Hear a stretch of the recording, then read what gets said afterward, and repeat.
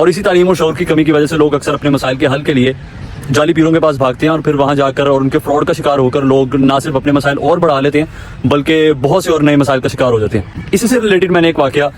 Fountain house Lahore کی ایک psychology سے سنا۔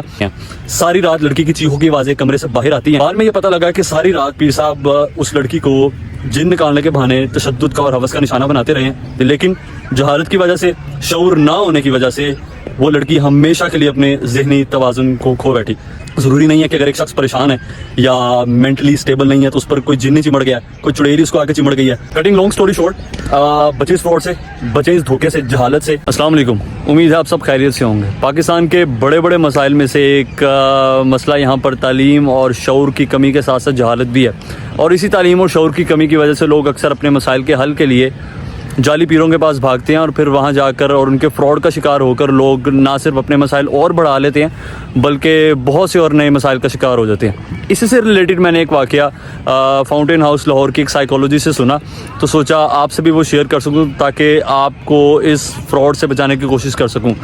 ان کے پاس ایک کیس آتا ہے، ایک لڑکی کا کیس آتا ہے، اور جو کہ سائیکولوجیکل ڈس آرڈر کا شکار ہوتی ہے۔ کیس کچھ یوں ہے کہ وہ ایک بار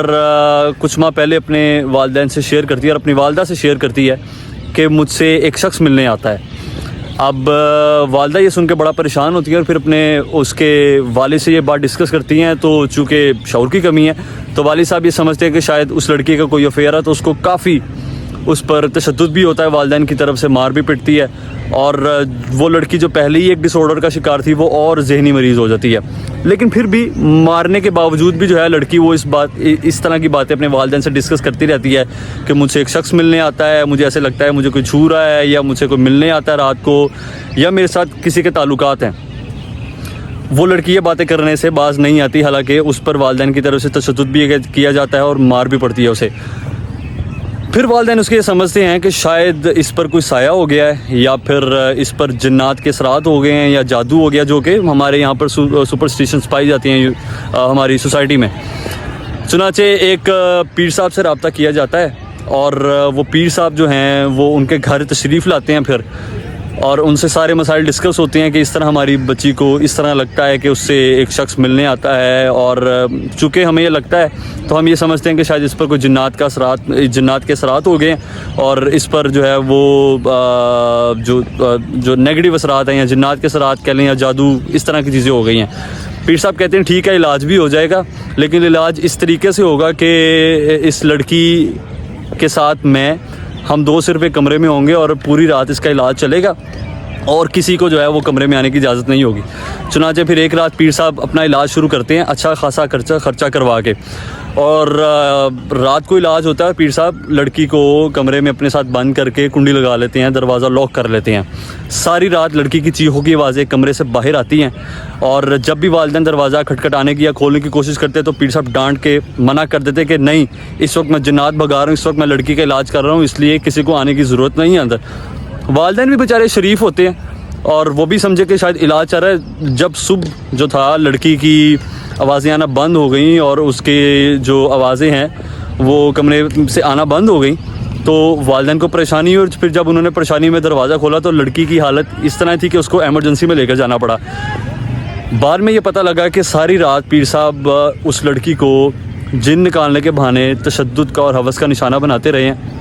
اور نہ صرف ہوس کا نشانہ بناتے رہے ہیں بلکہ اس کو سیکسولی بھی ہراس کرتے رہے ہیں۔ اس کے بعد سے لے کے اب تک وہ لڑکی ایسے سائیکولوجیکل ڈس آرڈر کا شکار ہوئی کہ آج تک وہ ٹھیک نہیں ہو سکی، اور جب ان سائیکیٹرسٹ کے پاس اس لڑکی کو لایا گیا تو پتہ لگا کہ نہ صرف اس لڑکی کے اوپر نہ تو کسی جن کا سایہ تھا، نہ تو اس کا کسی کے ساتھ کوئی غلط افیئر تھا، بلکہ اس کو ایک سائیکولوجیکل ڈس آرڈر تھا جس کو شیزوفرینیا کہتے ہیں، اور اس بیماری میں ایک مریض کو اس طرح لگتا ہے کہ جیسے اس کو کوئی چھو رہا ہے، یا اس کو کوئی ملنے آ رہا ہے، یا اس کو کچھ چیزیں بھی نظر آتی ہیں، ہیلوسینیشن اس کو کہتے ہیں ہم انگلش کی زبان میں۔ صرف یہ ڈس آرڈر تھا اور کوئی مسئلہ نہیں تھا۔ سمپل اگر اس کا ایک علاج کر لیا جاتا یا اس کو سائیکیٹرسٹ کے پاس اس کی مینٹل النس کو لے کر جایا جاتا تو شاید وہ لڑکی ٹھیک ہو جاتی، لیکن جہالت کی وجہ سے، شعور نہ ہونے کی وجہ سے وہ لڑکی ہمیشہ کے لیے اپنے ذہنی توازن کو کھو بیٹھی۔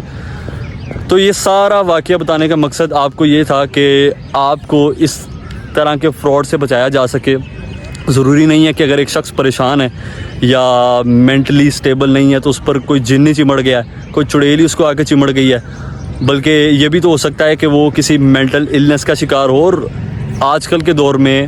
سٹریس اور مینٹل النس کوئی بہت بڑی چیز نہیں ہے, لیکن افسوس کی بات ہے کہ پاکستانی معاشرے میں اس کو بہت زیادہ سیریس نہیں لیا جاتا. کٹنگ لانگ سٹوری شارٹ, بچیں اس فراڈ سے, بچیں اس دھوکے سے, جہالت سے, نکلیں اس سے باہر. اور اگر آپ نے اسپرچول ہیلپ لینی بھی ہے تو اس بندے سے لے کے کم از کم جس کا یہ بزنس نہ ہو, کیونکہ جہاں پر بزنس آتا ہے وہاں پر روحانیت اور اسپرچویلٹی کا کوئی تعلق نہیں ہوتا.